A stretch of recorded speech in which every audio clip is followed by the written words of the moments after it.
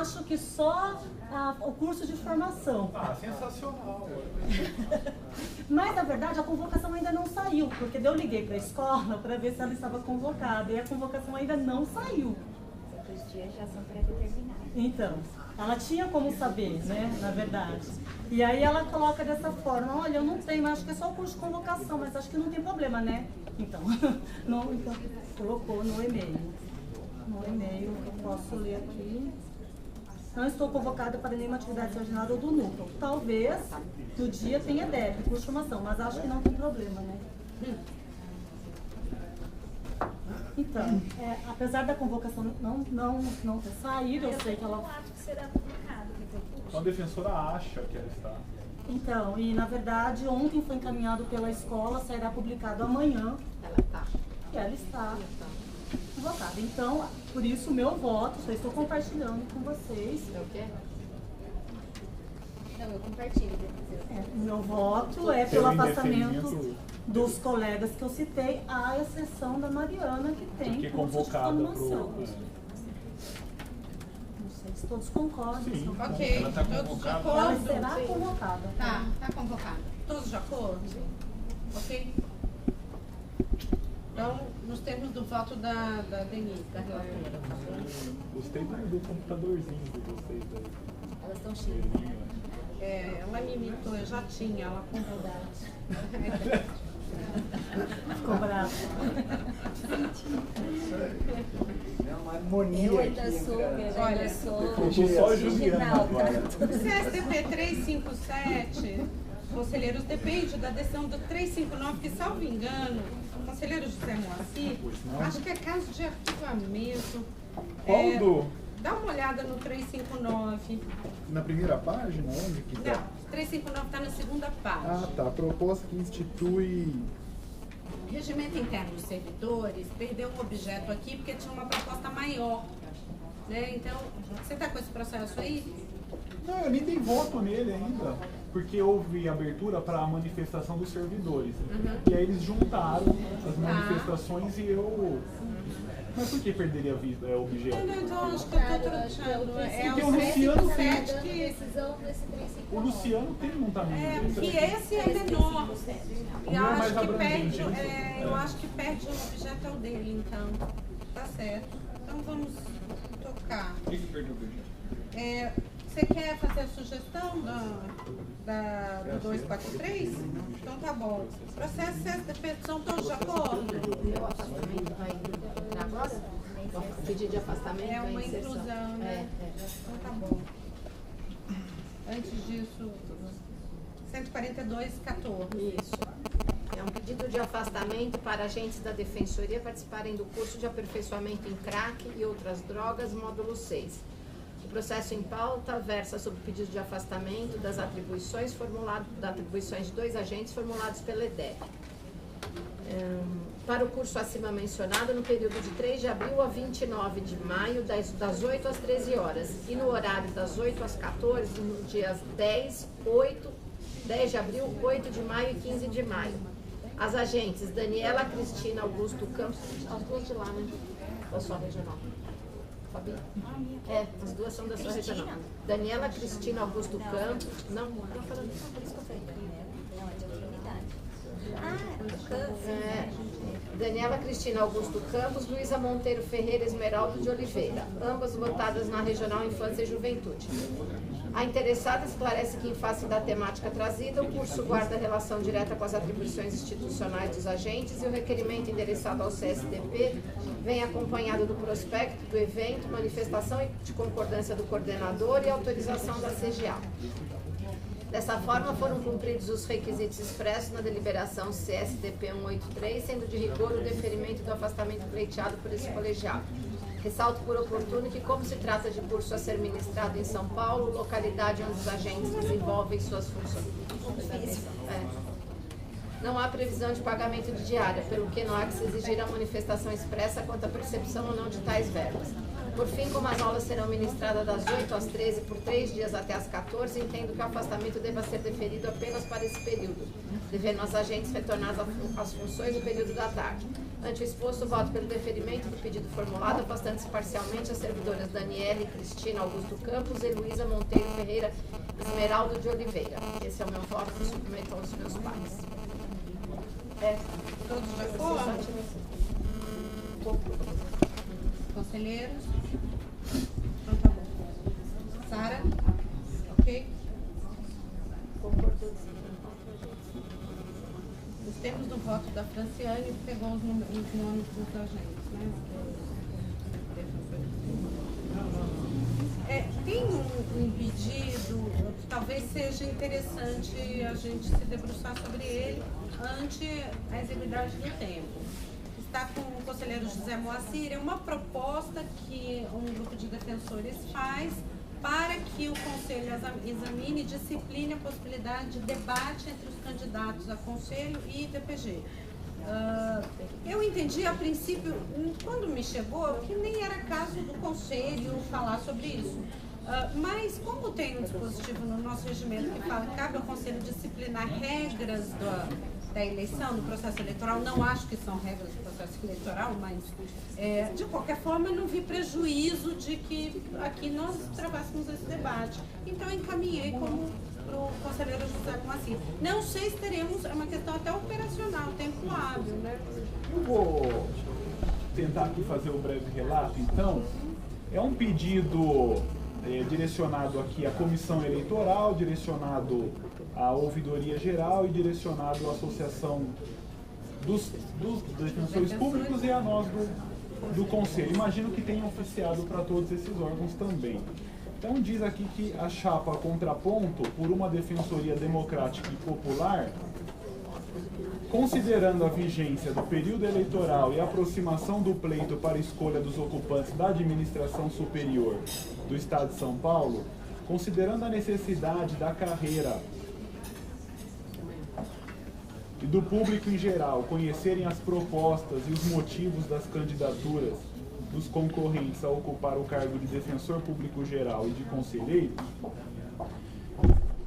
usa do presente para solicitar que seja realizado debate público entre os candidatos inscritos para concorrerem aos cargos de defensor público geral e conselheiros em data, horário e local adequados a serem oportunamente identificados e, se necessário, estabelecendo-se representantes de cada chapa para viabilização de sua realização. Solicita-se que as regras do debate sejam previamente definidas em reunião a ser realizada com a presença dos representantes, primando pelo cânone. Cânone é interessante porque é de origem de direito canônico, interessante que se use ainda essa excepção. Primando pelo cânone participativo e pela pluralidade, solicitam que esses três órgãos atuem em conjunto para a viabilização do evento. Bem, é o relato. O pedido aqui me parece que é a solicitação de um debate público que seria supostamente promovido por esses quatro órgãos, é o que eu entendo do pedido, e que as regras sejam estabelecidas de maneira prévia. E da maneira como está colocado, não me parece que pedem que o Conselho ou outras entidades ou outros órgãos da administração fixem essas regras, porque sejam previamente definidas em reunião a ser realizada com os representantes das chapas e das candidaturas independentes. As regras.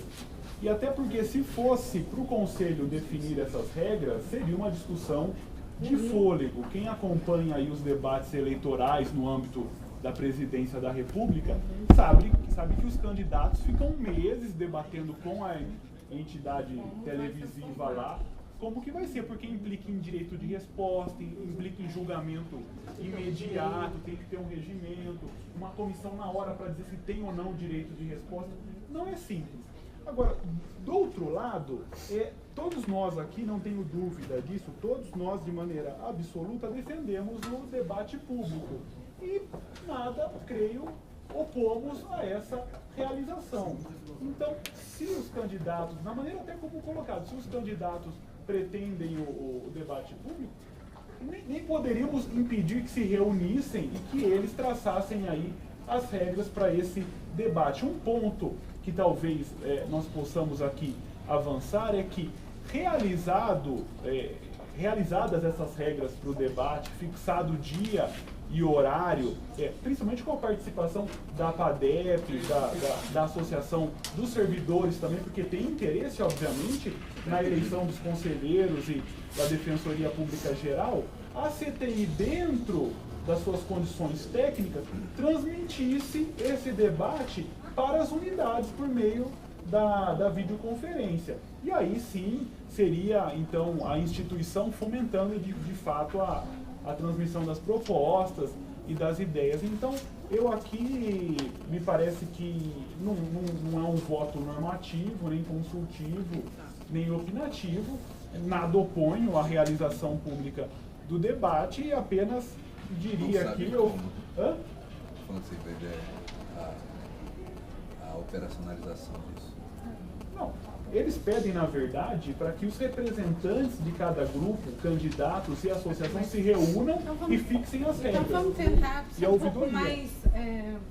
O que eu estou sugerindo é que, não opondo, a gente nem poderia se opor, nós gostaríamos até que seja apenas oficiada a CTI para que na data, no dia estabelecido por esses agentes aí políticos, a CTI faça a transmissão do debate para as unidades. Eu tenho algumas questões. Uma técnica, se é caso de conhecimento, já que o seu voto é nesse sentido, não me oponho.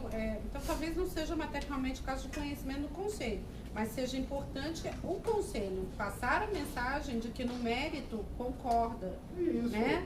Então, porque se esse for o posicionamento de todos aqui, embora não conhecendo na matéria, porque não cabe ao Conselho fazer essa regulamentação, de que todos os conselheiros são assentes, são unânimes no entendimento de que deve haver um debate. Isso é muito importante. Não sei se todos concordam com isso. Segundo, temos tempo para fazer, a associação pode ajudar. Se a questão é transmissão pela CTI, não vejo a princípio problema, se a corregedoria concorda, eu não vejo também problema de utilizarmos a videoconferência para fazer essa transmissão, se marcarmos aqui um debate. A única ponderação que eu já faço, que já tivemos essa discussão para cursos, a transmissão exige que O debate tem que seja ser feito aqui. A gente não consegue transpor a videoconferência para outros locais, então acho que isso também deve Debate ser considerado. E aí, quem quiser seria até um ambiente Deixa adequado, eu me parece. Uma né? coisa, Não seria um ambiente uma coisa adequado. que tem que ficar claro, eu até conversei com a corregedora. Sim, independente do que vai ocorrer no âmbito da Defensoria Pública, no estilo de debate, a PADEP, como associativa, também. fará também suas iniciativas para estimular o E debate claro, assim, o dos SBT conselheiros. faz também junto com a Globo, e aí fica, não tem problema. Mas acredito que é um debate Eles são a importante. Globo, a gente é o SBT Não, ou o inverso? aí é o juízo de cada um. Nós somos Al Jazeera. Nós somos Al Jazeera e vocês são CNN. Como chama que é a Raquel, né, que era âncora da SBT, Vai. Shirazade? E aí que o primeiro bloco que a gente tem que aprofundar é que a eleição é um momento institucional, né, um momento em que a comissão eleitoral, a gente apenas pensa a comissão eleitoral como vai resolver os incidentes e que também vai coordenar a apuração e as urnas eleitorais. Mas a comissão, porque o momento é tão rico e assim, que devemos estimular o debate, que podemos caminhar futuramente, não sei se há tempo agora, para ter um espaço restrito, um espaço aberto, no site, acho que tem que ser um espaço aberto, porque todos são públicos, de um espaço para cada candidato, no movimento, tamanho, formato, para as pessoas poderem, né, ter acesso às ideias, às plataformas. Eu acho que ser disponibilizado os instrumentos, né, públicos, de conferências, estimular os debates, né, regras eleitorais, de como se né, a equidade no acesso aos e-mails, enfim. Isso independente daquilo que a PADEP vai fazer. A PADEP vai realizar o debate para o defensor público geral, né, estamos acertando com a assessoria das duas candidaturas para que socorram. De fato, para fazer o conselho, seria um esforço muito maior, acho que não daria para fazer no mesmo modelo que irá ocorrer para o defensor público geral, mas iremos fazer, sim, um debate e já estamos trabalhando nisso entre os conselheiros. Tá certo. Então, haverá um debate na PADEP, independente do conselho aqui se manifestar positivamente. O que podemos fazer de nossa parte? é chamar os interessados a dialogarem e nos colocarmos à disposição. Se for interesse dos candidatos, podemos aqui ceder o espaço da Defensoria, fazer a videoconferência, mas não podemos nós, enquanto Defensoria Geral, mediar debate, interferir, nada disso. E tampouco eu creio, esse conselho tem tempo para fazer isso e talvez não seja nem competente para fazê-lo. Então, o que eu acho que podemos aqui deixar claro é que os interessados podem fazer reuniões, a instituição cede, se for interesse, o lugar e a transmissão. E aí, todo o próprio Exceção do espaço. Isso. Claro, né? É isso que nós estamos cedendo, o equipamento e o espaço. Agora, cabe então aos interessados se reunirem, procurarem a PADEP. Institucional, a corregedora estará presente, caso haja excessos, né? No debate, porque isso na PADEP é mais livre, né? Freestyle. A administração não vai se interferir em nada, se está funcionando bem, se está funcionando mal. Bem lembrou aqui a Juliana, cai o sinal e vão dizer que caçou a palavra. Eu tenho muito receio. Uma sessão de espaço, Com relação a isso, aí vem o Fernando e cai o sinal. por favor, só com relação a isso, recentemente nós tivemos um candidato ao conselho que pediu para utilizar recursos de transmissão de imagem para fazer conversas com os eleitores, o que, no meu ponto de vista, é tão institucional quanto o debate. E aí, o que aconteceu? Houve uma reação muito forte até da carreira, falando que não, de repente precisaria tem que ter um regramento, pensar perfeito. melhor. Aí, para evitar até isso aí, caiu o sinal na hora que um dos candidatos está falando, e aí vão falar que é Ciclano ou Beltrano que derrubou o sinal, eu acho que é melhor a PADEP fazer. Se a PADEP se compromete a fazer o debate com os conselheiros também, os candidatos a conselheiro, não estou querendo aqui ou a PADEP ou qualquer instituição externa, para justamente não usar o recurso da instituição para isso. Em que pese eu, pessoalmente, até concordo em utilizar, porque eu acho que é um importante momento institucional. A escolha... Eu falo assim, também não podemos fazer o seguinte, a administração acabar suprindo desorganização de eventual candidatura, né? Planejamento, assim, também não cabe se utilizar, digamos, aparelhar a instituição para suprir eventual É desorganização. isso que eu quero dizer quando eu digo, olha, é possível a Tem que sessão ser- com a estrutura que é nesse momento, porque já não dá para a administração agora Montar dizer site, que a sala não sei o deve quê. ser feita Não dá, numa por unidade exemplo, vamos X, dizer, para para evitar garantir esse o problema, não dá para no mesmo ambiente a administração faz a transmissão que nós estamos propondo e a PADEP faz também a transmissão pelo link dela. E aí não tem nenhum problema. Aí tudo bem, aí eu acho que até... porque aí se caiu um, tem o qual é outro. o problema de fazer então pela PADEP? Não, até a associação está se organizando aí, faz muito tempo. Pedir para ter um debate, gente. Quem é que vai fazer, botar o link, quem é que vai ficar filmando, tanto faz se é a associação, se é a defensoria, Só lembrar, o Não é pra pedido ter o claramente pede que haja o envolvimento desses quatro Então, entidades. a PADEP, Ouvidoria, Defensoria Geral e Comissão Eleitoral. ok. Que tal, então, combinarmos uma reunião desses 4 atores para decidirem como será esse debate? E o Conselho, que salvo o melhor juízo, não tem competência para essa decisão, para analisar isso, essas regras do debate nesse momento. E, então, colocamos claramente que o Conselho entende o conveniente, se manifesta favoravelmente, estimula que essas pessoas, esses representantes se reúnam, mas que não conhecemos nenhum Essas regras são dificílimas de serem realizadas, ainda mais dessa maneira que a gente disponibiliza aqui, por ser matéria institucional, nós disponibilizamos o ambiente e a transmissão. Se tá bom pra você, a gente libera que o nós link, você fazemos. vem aqui, qualquer um. Mas acho que a gente pode nem citar isso. Acho que deixa a reunião desses 4 agentes O aí. importante é dizer que o Conselho não se opõe, a administração não se opõe, e se quiserem realizar aqui e transmitir, ela disponibilizará a CPI para todos. Isso que é importante. E daí fica até num terreno aqui institucional, neutro, tem geral, a gente faz uma regra, aí o Bernardo diz, não, isso foi. Aí a equipe do Davi falaram e tá demorando a gente operacionalizar isso. É difícil mesmo.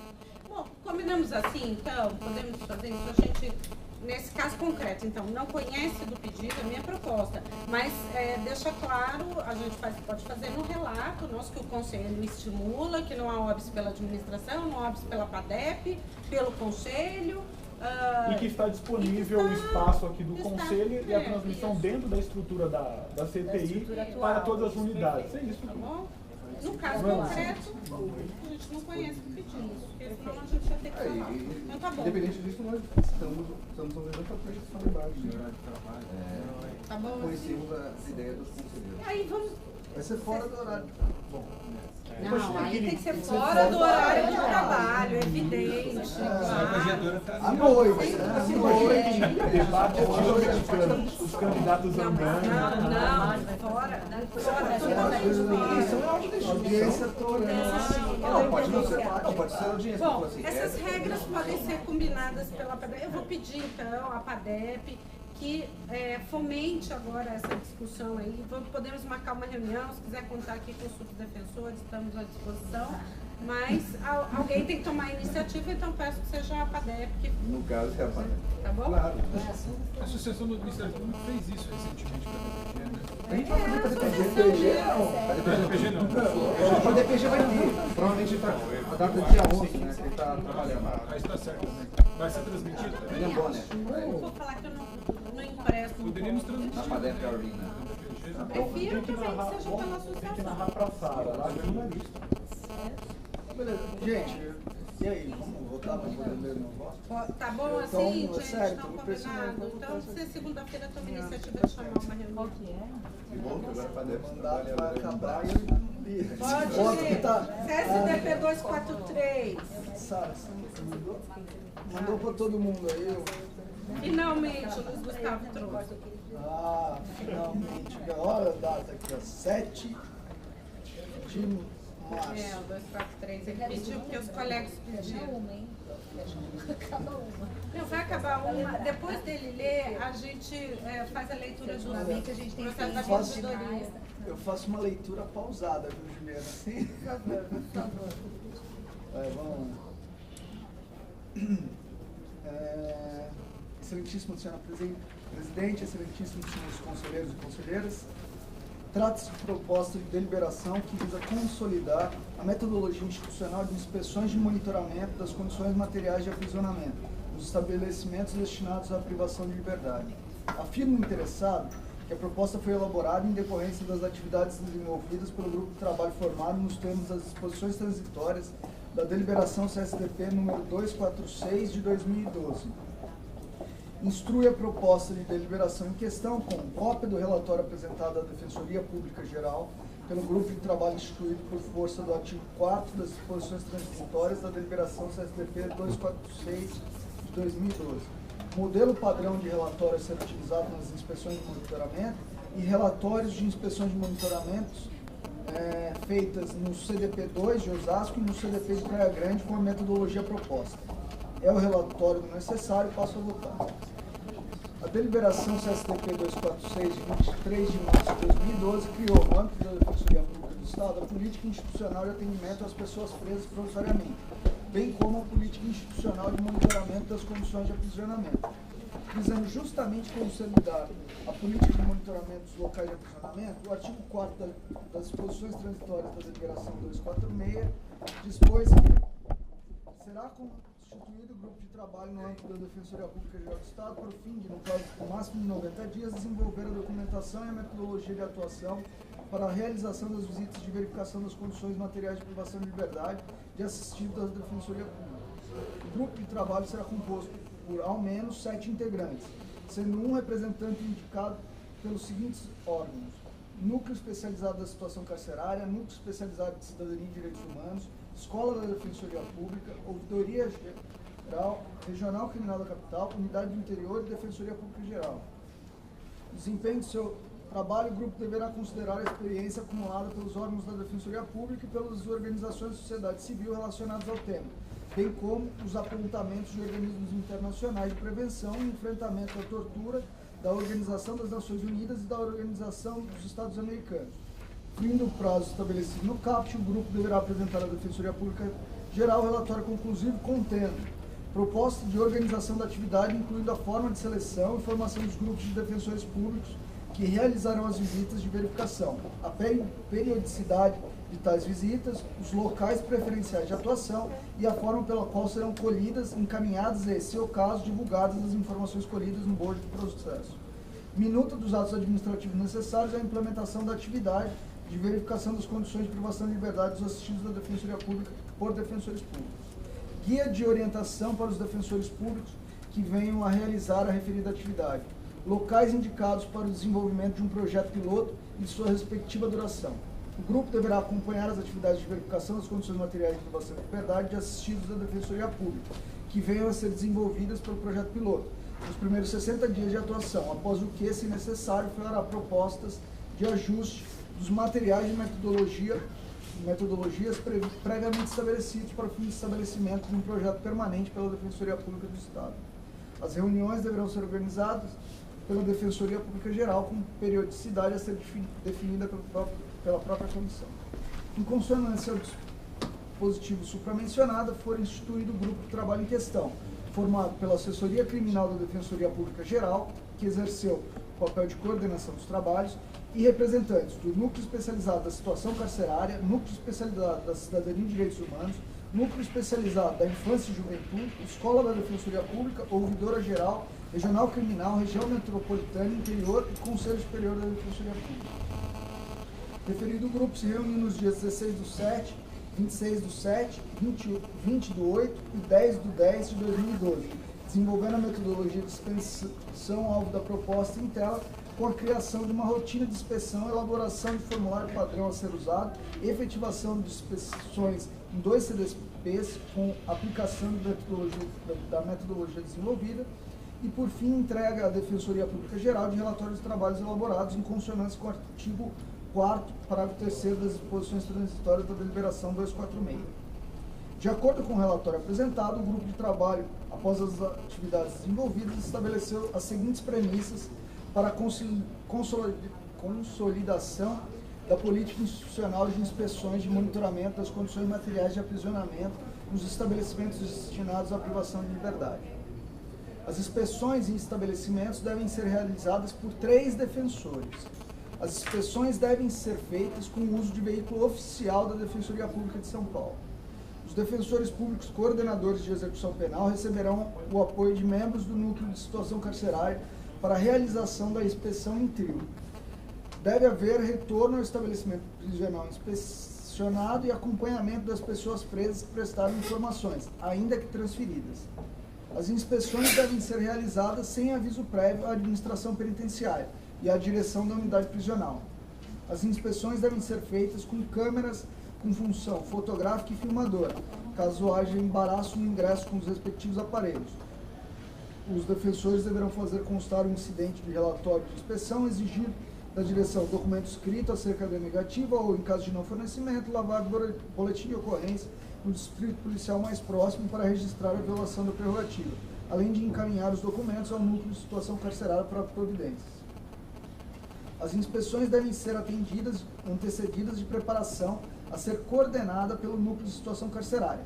A preparação será feita a partir de todos os dados disponíveis pela Defensoria Pública e demais entidades públicas e privadas. Ainda recomenda-se aos defensores que tenham consigo cópia impressa do acórdão proferido no recurso de apelação e mandado de segurança número 900, que reconhece o direito líquido e certo de ingresso irrestrito de defensores públicos no gozo de suas prerrogativas em qualquer unidade prisional. A metodologia de inspeção deve seguir a seguinte forma: colheita de dados da direção do estabelecimento prisional de pelo menos 4 pessoas presas escolhidas aleatoriamente, diferentes locais de detenção, raio, seguro, etc., com posterior inspeção dos locais de detenção propriamente ditos. As inspeções devem ser coordenadas pelo núcleo de situação carcerária, que elaborará um calendário e a preparação, bem como o banco de dados do sistema prisional e o suporte para as providências a serem adotadas pelo defensor público, responsável pela tutela individual ou coletiva da regional onde se encontra o estabelecimento prisional. As inspeções serão realizadas pelos defensores públicos membros ou colaboradores do núcleo de situação carcerária e pelos coordenadores de execução penal local. Para tanto, a proposta é que o NESC passe a ter 25 membros com o objetivo de estabelecer um grupo adequado e especializado para a atividade. Assim, considerando férias, licenças e demais afastamentos, seriam formados 10 grupos de 2 defensores públicos do NESC que se juntariam ao coordenador de execução penal local para a inspeção. Nessa perspectiva, em um ano de trabalho, poderiam ser realizadas inspeções em todos os estabelecimentos prisionais submetidos à Secretaria de Administração Penitenciária. Hoje são 154. Excepcionalmente, poderá ser criado um grupo de intervenção especial para situações emergenciais ou excepcionalmente importantes. O grupo a ser formado para inspeções deve participar de um curso a ser elaborado pelo Núcleo de Situação Carcerária e Assessoria Criminal em parceria com a EDEC. Para além de expor,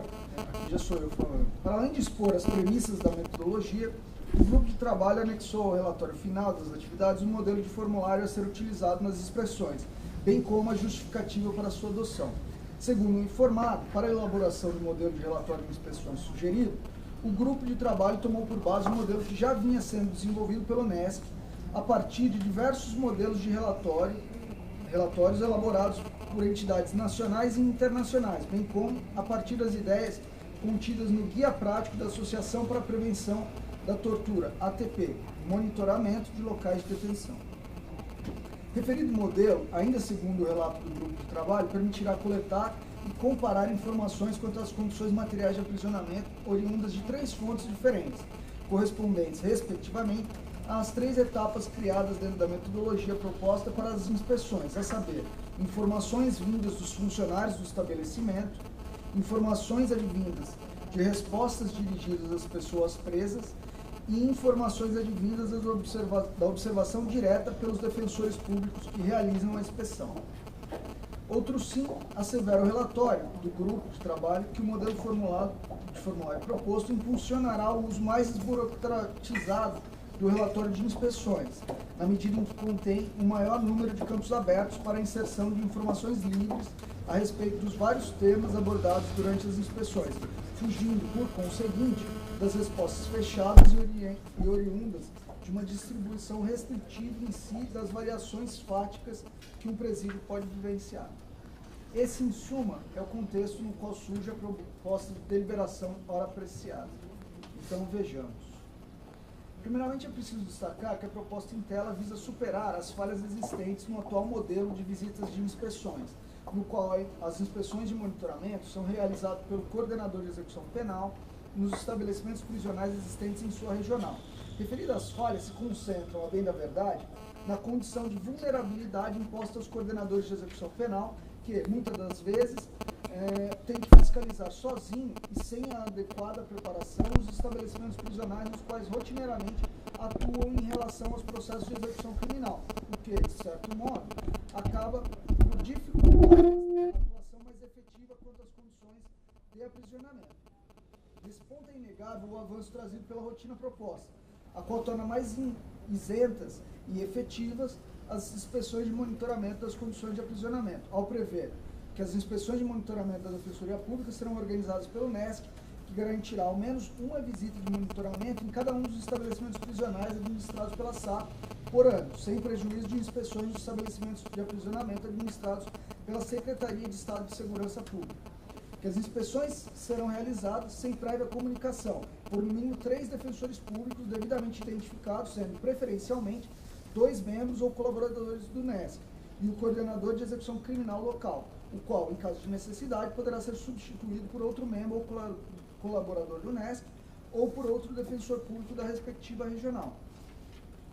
Que antes de cada inspeção, a coordenação do NESC reunirá as informações disponíveis e relevantes sobre a unidade prisional a ser inspecionada, proporcionando adequada preparação da incursão. Que os defensores públicos no curso das inspeções portarão câmeras com funções fotográficas e filmadoras, sendo que, na hipótese de qualquer embaraço no ingresso do estabelecimento prisional oposto por seus servidores, os defensores públicos certificarão o incidente, solicitarão da direção do documento formalizando a negativa e, em seguida, acionarão o NESC para providências cabíveis, remetendo a este órgão os documentos mencionados. E que os defensores públicos responsáveis pelas inspeções de monitoramento participarão de curso a ser organizado anualmente pela coordenação do NESC, pela Escola da Defensoria Pública, ocasião em que, além do treinamento, receberão o guia de atuação mencionado no artigo 4º, parágrafo 3º da linha C das disposições transitórias da deliberação CSDP 246. Por outro lado, também há melhoras no próprio modelo de relatório de inspeções, que, aliado à dinâmica criada pela rotina de inspeção proposta, permitirá a coleta e comparação de dados oriundos de 3 fontes distintas, trazendo maior segurança quanto às informações coletadas e permitindo uma melhor compreensão dos problemas dos estabelecimentos prisionais inspecionados, com consequente melhora na efetividade das medidas judiciais e extrajudiciais a serem adotadas. Aliás, no que toca às medidas a serem adotadas a partir das inspeções, também considero adequada a previsão contida na proposta de deliberação em análise. Em verdade, a proposta prevê que as demandas individuais surgidas das inspeções de monitoramento serão encaminhadas ao defensor público natural, enquanto as demandas coletivas serão de atribuição dos defensores públicos coordenadores de execução penal, bem como do NESC, nos exatos termos do disposto no artigo 8º, inciso 7º da deliberação CSDP 104 de 2008 e artigo 6º, inciso 1 da deliberação 66 de 2008. Outro sim, entendo como acertadas as adaptações propostas em relação às deliberações CSDP 104, 66, 84 e 84 de 2008, as quais foram relativas, respectivamente, à deliberação 104. Altera-se o inciso 3 do artigo 8º, para que, no lugar de previsão de que ao coordenador de execução compete a realização de visitas em estabelecimentos prisionais, prever que a ele compete a realização de inspeções de monitoramento organizadas pelo Núcleo Especializado de Situação Carcerária, bem como outras incursões que julgar necessárias para averiguação de irregularidades ou outras questões pontuais. Altera-se item 2 da alteração da 104. Altera-se o artigo 13 para que, no lugar da previsão atual, que remetia à organização das visitas nos moldes do modelo até então vigente de inspeções, passe a constar que caberá ao Núcleo de Situação Carcerária, juntamente com a primeira Subdefensoria Pública Geral, planejar e organizar as inspeções de monitoramento aos estabelecimentos prisionais. Deliberação 66. Altera-se o disposto no artigo 7º de modo a acrescentar o inciso 11 ao artigo, para o fim de incluir entre as atribuições do NESC a atribuição de planejar e organizar as inspeções de monitoramento dos locais de detenção, bem como participar das incursões por meio de seus membros e colaboradores, juntamente com os coordenadores de execução penal. Segunda alteração na deliberação 66. Altera-se o dispositivo no artigo 13 de modo a acrescentar um inciso 5º ao artigo, para o fim de incluir a obrigação dos integrantes e colaboradores do NESC de participar das inspeções de monitoramento dos locais de detenção organizadas pelo coordenador do núcleo. Deliberação 84. Altera-se o artigo 3º de modo a prever que o NESC, que até o presente momento conta com 15 integrantes, entre membros e colaboradores, passe a contar com 25 integrantes. Contudo, entendo como necessária uma única adaptação na proposta de deliberação em questão, relativa ao desenvolvimento das atividades de monitoramento pelos membros e colaboradores do NESC.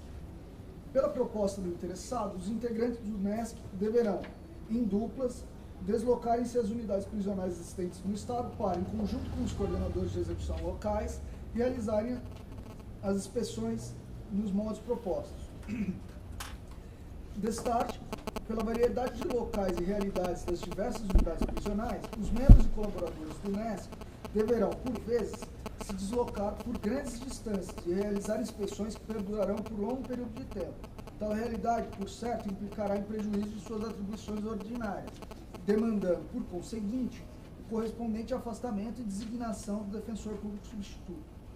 Ressalto, contudo, que o afastamento e a designação do substituto ao membro ou colaborador do NESC, que seja escalado para realizar inspeções de monitoramento, é desnecessária por ausência de prejuízo às funções ordinárias, quando a inspeção de monitoramento se dê em unidade prisional localizada na mesma cidade em que o defensor público seja lotado, e a inspeção de monitoramento perdure por menos de 4 horas. Cabe destacar por oportuno que os coordenadores de execução não necessitam de afastamento para as inspeções, na medida em que as inspeções de monitoramento já fazem parte das atribuições próprias da coordenação, nos moldes do que dispõe a deliberação 104 de 2008. Assim, propõe a inclusão de um parágrafo único no artigo 2º da deliberação a ser aprovada nos seguintes termos. Parágrafo único. Os membros e colaboradores escalados para a efetivação das inspeções de monitoramento, na data da respectiva inspeção, ficarão afastados de suas atribuições ordinárias, salvo se a inspeção for relativa à unidade prisional localizada na mesma cidade em que o defensor público seja lotado, e a inspeção de monitoramento perdure por menos de 4 horas. Ademais, necessária a correção dos seguintes erros de digitação presentes no texto da deliberação proposta. Parágrafo 2º do artigo 1º, a expressão em estabelecimentos, constante na antepenúltima linha, está em duplicidade, devendo ser suprimida. E, inciso 5º do artigo 2º, ao mencionar o dispositivo da deliberação 246, prevê a entrega de um guia de atuação aos defensores públicos responsáveis pelas inspeções, o inciso indica o artigo 4º, parágrafo 3º, a linha C da deliberação 246, quando o correto é artigo 4º, parágrafo 3º, a linha C das disposições transitórias da deliberação 246. Nesta senda, concluo no sentido de que a proposta em análise deve ser aprovada com a inclusão do parágrafo único supramencionado ao seu artigo 2º, bem como com a correção dos erros de digitação acima propostos. Para além da aprovação da proposta em tela, reconhecendo a qualidade das inovações a serem introduzidas pela nova sistemática de monitoramento das condições materiais dos locais de aprisionamento, penso que esse egrégio colegiado deva refletir sobre a possibilidade de expandir a metodologia criada também para as inspeções em locais de cumprimento por adolescentes de medidas socioeducativas restritivas de liberdade, internação ou semi-liberdade.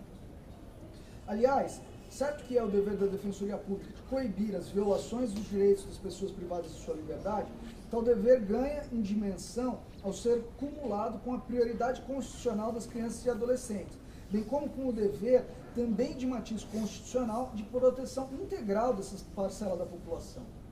Com efeito, ao se vislumbrar um avanço contra a proteção dos direitos dos usuários adultos que estejam privados de sua liberdade, é inequívoco o dever de, ao menos, se analisar a possibilidade de também se implantar tal avanço em relação aos usuários adolescentes que, da mesma forma, estejam privados de sua liberdade em razão da prática de atos ilícitos. Isso sob pena de, por via reflexa, se dispensar ao adolescente acusado ou condenado pela prática de ato infracional análogo a um crime, um tratamento mais gravoso que o dispensado ao adulto acusado ou condenado pela prática de crime, o que, para dizer o mínimo, é antisonômico e contraditório ao sistema protetivo atualmente vigente. Sem embargo, para que a adaptação ora ventilada seja efetivada de maneira factível, faz-se necessário considerar, além das inúmeras divergências existentes entre o sistema prisional e o sistema socioeducativo, as divergências existentes quanto à atuação da própria Defensoria Pública nessas duas searas, inclusive no que diz respeito à própria estruturação dos núcleos especializados respectivos e das regionais e unidades da instituição. Assim, obtempero que antes desse egrégio colegiado definir sobre a possibilidade ou não de se expandir a metodologia de inspeções de monitoramento em tela para a seara socioeducativa, e mesmo como condição para fazê-lo, seja necessário instar o núcleo especializado da infância e juventude a, num prazo de 60 dias, manifestar-se a respeito do tema, trazendo ao Conselho Superior, caso assim entenda necessário, uma proposta de deliberação que regulamente a matéria e estenda a metodologia ora criada às inspeções e unidades de cumprimento de medidas socioeducativas restritivas de liberdade. Ressalto por oportuno que o grupo de trabalho responsável pelo desenvolvimento da metodologia em questão contou com a presença de um representante do núcleo especializado da infância e juventude, razão pela qual considero que o prazo de 60 dias acima mencionado é suficiente, uma vez que a matéria já é de conhecimento do meio. Diante de todo o exposto, voto pelo acolhimento da proposta de deliberação formulada pelo interessado, apenas com a inclusão do parágrafo único supramencionado ao seu artigo 2º, bem como com a correção dos erros de digitação apontados. E, sem prejuízo da implementação imediata da deliberação aprovada nos termos do item anterior, pela remessa de cópia integral dos presentes autos ao núcleo especializado da infância e juventude, para que, no prazo de 60 dias, se manifeste quanto à possibilidade de extensão da metodologia de inspeção de monitoramento ora aprovado para as inspeções a serem realizadas em unidades de cumprimento de medidas socioeducativas restritivas de liberdade, trazendo ao Conselho Superior, caso assim entenda necessário, uma proposta de deliberação que regulamente. É como voto. São Paulo, 7 de março. Ok. Então, tá em diligência. Não. Você não vai ouvir? Não. Não. Aprovei.